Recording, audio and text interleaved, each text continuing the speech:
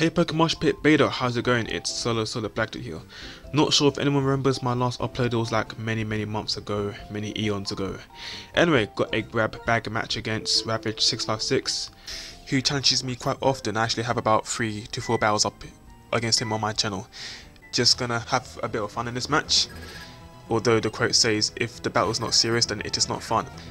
Yeah, I'm gonna lead off with my Moltres and he's gonna lead with his Braviary. Now Braviary, since he came out, I'm thinking it's Scarfed, but since I'm also Scarfed myself, I'm able to outspeed him and go for the U-turn because Moltres has a higher base speed than Braviary, which means I'm able to go forth and proceed with my scouting properties. So I go into my Dusknoir because Dusknoir is a physically defensive Pokemon and it should take Brave Birds pretty well, which it does go for, and it does around 40%, almost 50% actually, but seeing, you know, with leftovers it's going to help me quite a bit. So he's thinking he might try and be able to hit KO me due to min-max damage and all that, but I barely live, which is like, yes, which means I'm able to go for a Willows and hopefully I can try and burn it, which is, you know, I mean, Stone Age misses much more than Willows. I don't know why, but maybe Stone Age is a conspiracy of 60% accuracy, I don't know. Anyway, now that Braviary is burnt, it's now crippled and can't really do anything, but since my Dusknoir is low on health, I'm going to switch out into my Reuniclus just to take that Brave Bird. And since Reuniclus is EV in HP and defense, it's going to be able to take on that Brave Bird fairly well, and its bulk is quite amazing. So now that Braviary is pretty much useless, he's going to want to save it for death for the later, and he's going to go into his Chronont.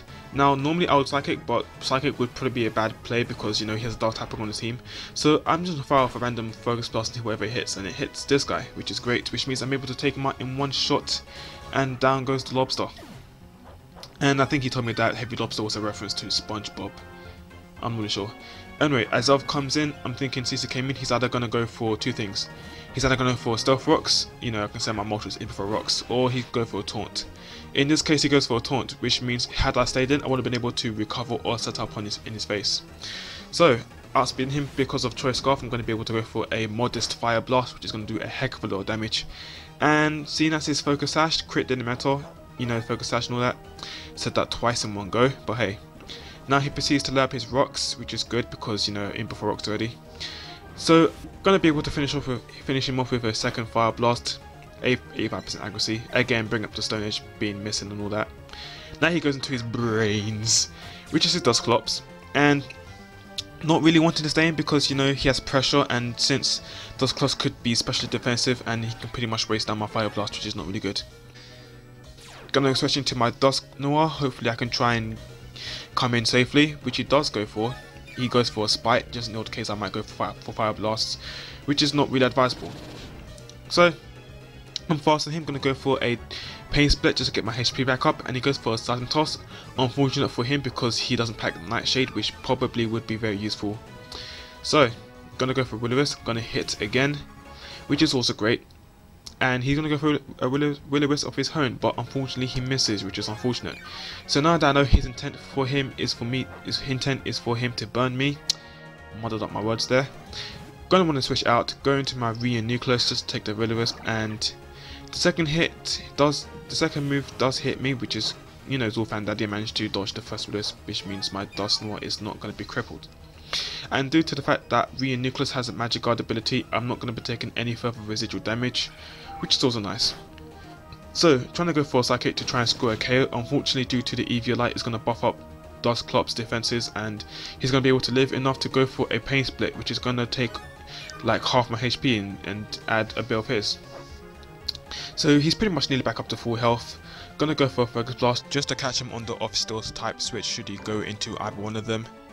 But unfortunately, not only do I miss, I waste 2 PP due to pressure, and he further cuts it by 4 due to the Spite, so now I've actually only got 1 PP left on my Focus Blast, which is great. So anyway, I have another option here. I can go for Calm Minds, you know, use him as setup fodder, and he goes for a Pain Split, not really worrying because I can recover on a certain point and then proceed to go for a Psychic. He knows this, that now that I'm going for a Calm Mind, he knows that I'm going to set up on his face, so he's going to bring in a Resist, which is his Jirachi. I'll go for a Psychic, and it's not going to do very much because of Jirachi's type-ins, you know, 4 times ineffective. So I'm thinking what he's going to try and do, you know, since he brought this guy in. I see that he has a substitute, which tells me two things. He's either a power sub flincher or he is a sub calm minder. And I'm gonna hopefully try and get my last focus blast off, just in the case he might try and do something like such as this. Luckily I don't miss, unlike Stone Age. I swear it's a conspiracy for 60% accuracy. I don't know. Anyway, Machamp defies this law. Anyway, going off topic here. I'm gonna switch out because my focus blast PPs are now depleted, and I'm gonna have to switch in my Moltres. And hopefully he doesn't go for anything like a Psychic or Thunderbolt. He does go for a Calm Mind, which reveals to me the set that he's running. So, looking, you know, I can see whether I can go for a Fire Blast, try and take him out. We'll see how it goes. Anyway, fire off one, and the health bar is going down, down, down, down, and it literally, I mean, from my angle right now as I'm seeing this, I actually cannot see the health bar. What is this? Anyway, he's able to fire off a Thunderbolt and he's able to take me out. So, you know, he's low on health. I can bring in a Pokemon which is naturally faster than Jirachi, in this case the Terrakion. And since I am Jolly natured, I'm going to be able to outspeed him, go for that close combat, and pretty much finish off the Jirachi. So now I think he has 3 Pokemon left. But he does carry 1 Pokemon left in his arsenal. In this case, it's going to be another Stolar Pokemon that's going to be able to outspeed me. And it is going to be the Kevin. Get the correct. And due to the fact that Durant's base speed is 1 base speed higher than Terrakion's, being 109 over 108, he's going to be able to hit me with the Iron Head despite the hustle accuracy drop. And he's going to be able to revenge kill me, as I have ended up revenge killing his Jirachi. I'm going to have to send in my Tentacle now because Tentacle's a war type and he can resist Steel type moves by ×2. So he realizes this, and the other case that I might actually go for a Scald and burn his Durant, which is not going to be very good for him. So he's going to go into his Braviary just as Death Order, and down it goes. So now he only has 2 Pokemon left. He has Dusclops and he has Durant. He's going to send on his Dusclops. I'm going to go for a Scald just to gauge how much it is. You know, just to get a little bit of extra damage on him. And he goes for the Will-O-Wisp. So now that I know he's not going to go for a Will-O-Wisp twice, I have an opportunity which I'm going to take right now to go into my Honchkrow on this turn after all the after turn effects.